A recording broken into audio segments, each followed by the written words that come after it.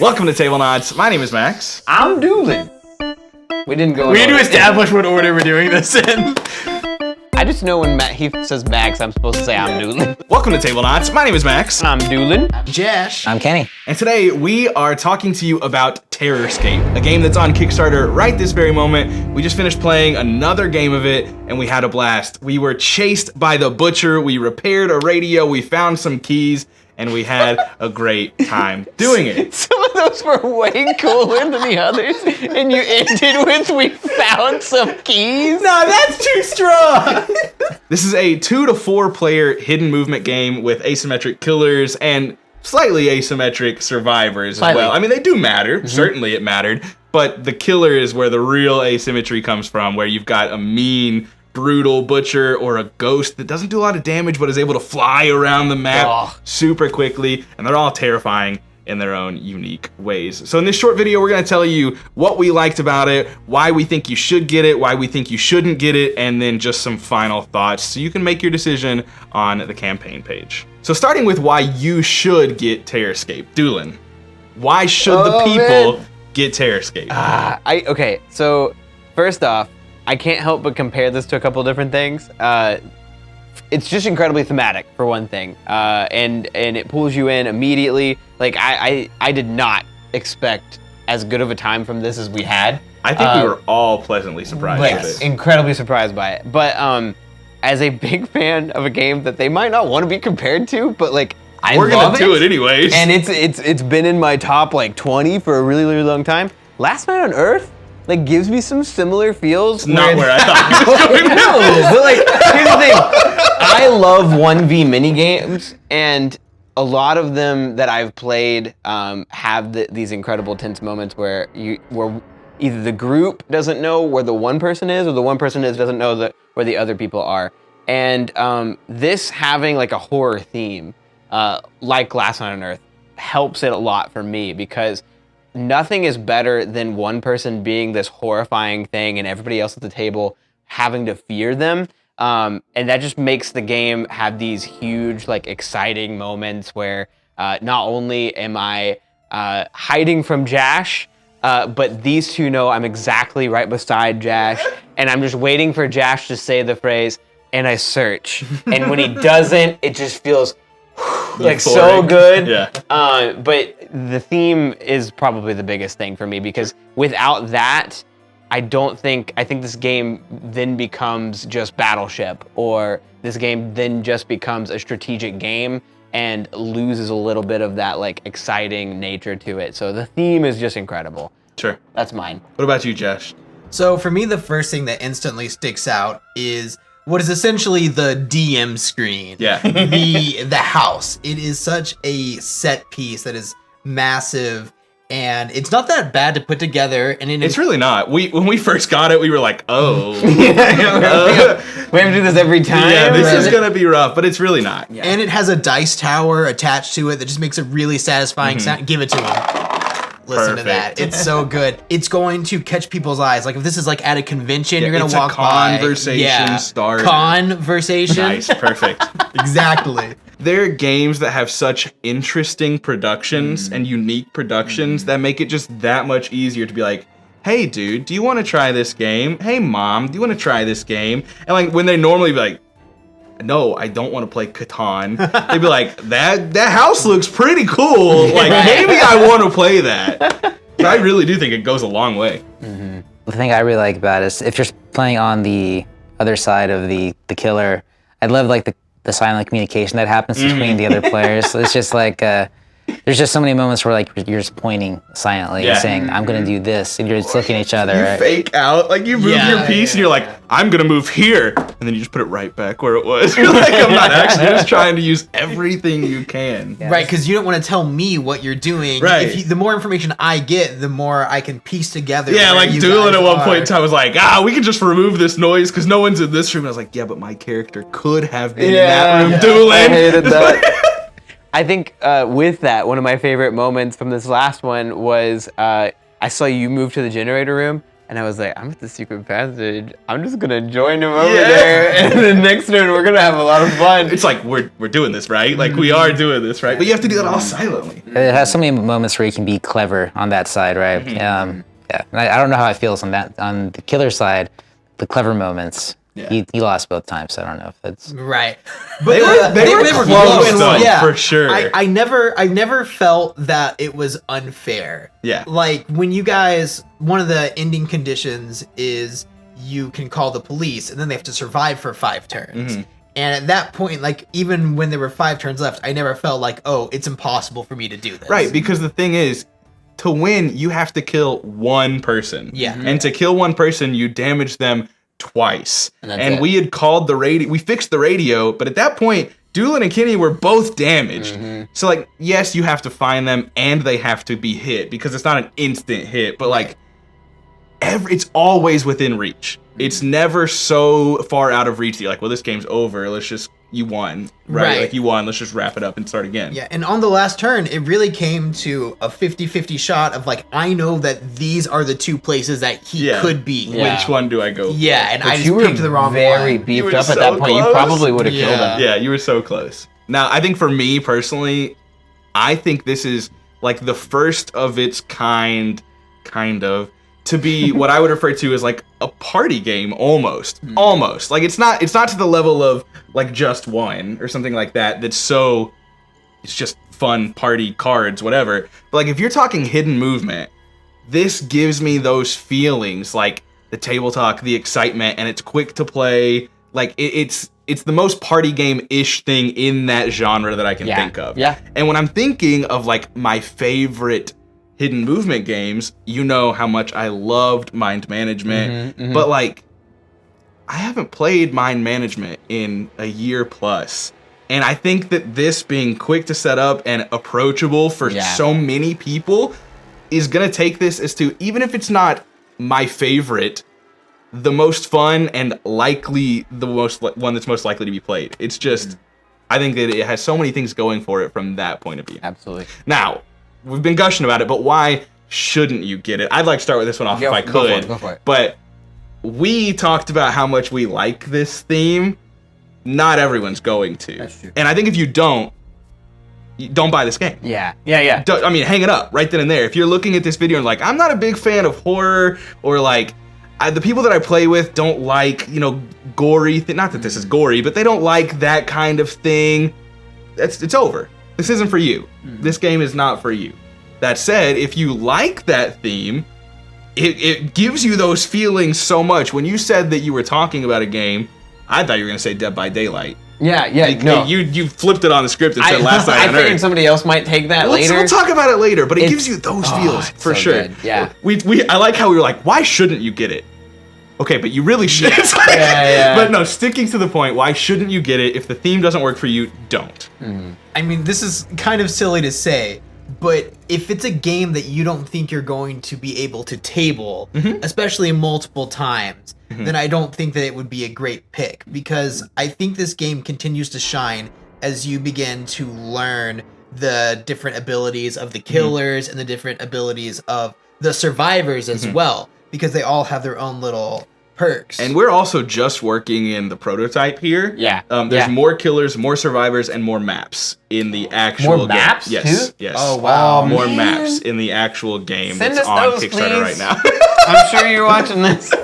Hopefully. Yeah. So there's even more variety and variability. Yeah. But yeah, if you think it's going to be something that you're going to play once or twice, I mean, don't waste your time and money, because I do think I agree with you. This is a game that the more you play, the more exciting it's going to get. And not any one play has turned out the exact same for us. I would be very surprised if, given like the information that you've gotten and you're like, yeah, I think this will hit, and you play it once, like I was way more excited to play it a second time, which is not always the case for board games. Like there's sometimes where I'm like, I've seen everything I need to see. That's not the case with this game. Yeah, I got nothing. I think it's such a unique experience for like this the hidden movement game. Like It plays so quick, and it's like such a unique experience. Like, yeah. But I would like to say that on top of everything we've said about what we like, one of those gets taken away with only 2 players. Yeah. One of the things that we love is having those moments, like those, I'm gonna move here, like somebody seeing that and like reacting with you. Like obviously I wouldn't ruin where Max was if it was just him playing. But at the same time, I think that this is gonna shine at 3 and 4. Yep. Not necessarily I think it would still be a lot of fun at 2, but I don't think it would be best at 2. I think 4 is always going to be the best player Agreed. count for this. Yeah, which is honestly kind of not surprising, but I wasn't sure how that would be when I first started playing.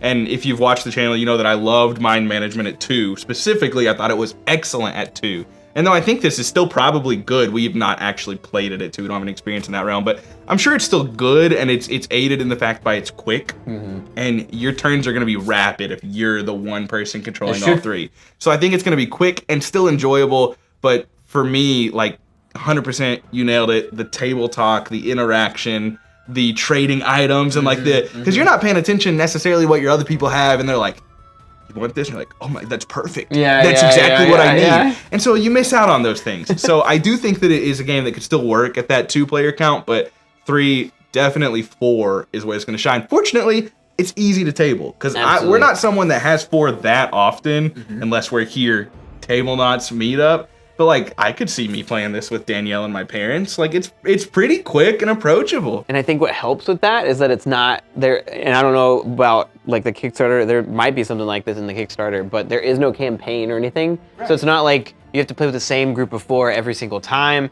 Like you could get a whole fresh new crew and play with different stuff, and it's not going to be that big of a deal. 100%. So. All right, so that's why you shouldn't. There's a lot of positives in there. If you can't tell, we do really like this game. We're very fond of this, and we're trying to make it apparent why it's good and why it wouldn't work for you at your table, but we can't hide how much we've enjoyed how much it worked at our table. Yeah, how much it worked at our table. It's been great. Final thoughts. Now, we're coming into this, I do want to clarify, we don't know, I mean, again, I know there's more characters, I know there's more maps, but we don't know pricing, we don't know estimated time of arrival, we don't know shipping costs, so we're coming at this just from the small amount of information that we know. So when we say, like, you absolutely should back this, take that with a grain of salt. Yeah. Check out the campaign page, check out your bank account, see if this is something that you should be getting, make that decision on your own, but, like, from us, I think we all 4 would say that this is a hit for us. Absolutely. Yeah. And if you're listening to us and think that you might like it for the very same reasons, we think it'll be a hit for you too. So if you had to pick one reason that you just absolutely adored this game, your final thought on Terrorscape, what would that be? I'm not even gonna say like a reason why I would buy this, but like I'm gonna say any person who hears the words Dead by Daylight and loves that game or has played that game and has gotten really into it, this is that in board game form.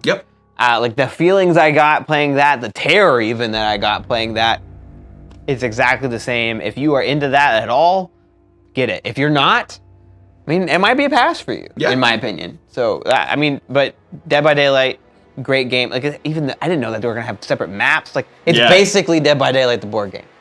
But sorry, which is no IP. Actually a board game that is coming out sometime. I'm very interested to see how they compare. I don't think they're gonna be similar at all. I can't imagine it's better than this. I genuinely just don't think it can be. I don't know. It doesn't have a big giant mansion in between you. I can tell you that much. Point off right there. Yeah, mark it off. What do you think, Kenny? I think I think it delivers such like a unique experience for this kind of game, right? Especially since it plays so quick. And it's it's like breezy too. It's just so easy to play. Easy, breezy, beautiful. Yeah, I mean the turn structure is the survivors take a turn, the killer takes a turn, survivor takes a turn, killer takes a turn until the game ends. But like the turns themselves, your turns are a little more involved than ours. You have a hand of cards that have abilities, you're deciding what to do. But like from the survivor standpoint, it's like, do I want to move? Do I want to search? Do I have any items that can give me bonus actions I can trade? Like it's all real condensed and simple. And there were multiple times just this play alone where Josh was like, oh, it's my turn again? Like you're already done? Yes. And that's not a detriment. I'm not saying that as like, I didn't feel like I did anything on my turn. I never felt that way. Yeah. Even if I was just moving 2 spots, like that's it. That was my turn. I'm like, cool, I did that. That's my turn. what are you gonna do, Josh? Like, I want to know what's gonna happen. And oftentimes the movement can be huge. Oh, yeah. Like deciding where you're gonna go is a central. Like the one time we lost, Kenny accidentally ran exactly where Josh searched, and that was it. It was just it was over. So like trying to think about where the killer is about to go next. Like that movement is big. 100%. Do I just stay where he is and hope he thinks I left? It's so cool. That's such a mind game. I love it. I know. We were under you so much. What do you think, Josh, though? So, I'm going to speak a little bit on the killers. Please. So, it kind of felt like... Are they your favorite band? Yes, dude. Mr. Brightside, Somebody Told Me, When You Were Young... So great. Now in this game, the murderers, they are also you really stuck to it. You committed. It kind of felt like I was on the opposite side of a game of Final Girl. Yeah? Oh. Yeah, which was very interesting, and I was really into that. And also I liked how different the killers were. I've played 2 out of the 3, and one was like a standard like chainsaw killer. But then the other one was like a your standard chainsaw killer. Yeah, your standard chainsaw killer. The other one was like he carries a teddy bear. It's normal. Wraith type creature, and it had a lot of mobility. And instead of doing straight up damage, it worked with the fear mechanics that the game has. Fear, yeah. And even though I feel like I did worse with that killer, it felt so much fun doing it, going around, being more of a terror, flying around the board. Yeah. So I'm interested in finding out more, playing the third killer more if they get added, and the differences that they put in there. But it was I love being the killer so much. I'm glad to hear that, because we've talked so much about how much we enjoy that table talk. Yeah. That from someone who hasn't been on the opposite side of the house, I wasn't like sure. I mean, I figured it was fun. It seemed like you were having a good time, but I wasn't sure if that was totally missed by you. But I imagine, at least for you, that like it was fun listening to us. Yeah, also. trying to deduce. So on top of that, I do just, and this is another positive for the game, just really, really quickly. Most of the time when games have a 1 versus many aspect to the game, the 1 is just so much more interesting that like you can, like, I don't know, like the mini needs, like, I don't know, that's my biggest complaint with code names, right? Like I want to be the code giver. But like with this game, I almost always want to be one of the heroes running around for that table talk, but I don't know. I'm interested to play the killer too. Yeah, and I think it's already something I've said, but I am a huge fan of basically every hidden movement game I've played, but I just don't know. There are more strategical, there are more in-depth hidden movement games out there, but I think this is the most fun I've had, strictly fun, playing a hidden movement game. So I hope we were at least able to tone down the love and give you an insight as to whether this game is for you or not. If you have any questions, please leave them as comments. We will respond to them as quickly as we can. Or if you want to join the Discord, that link is in the description also, especially considering links in the description. Click on the link for the campaign page, see the pricing, see what else they're adding, all the stretch goals, and just ultimately decide if that's a game for you, because we can clearly say it's a game for us. We hope you enjoyed the video. Come back next time. Don't forget to like, comment, and subscribe if you enjoyed it, and we'll see you next time. Bye.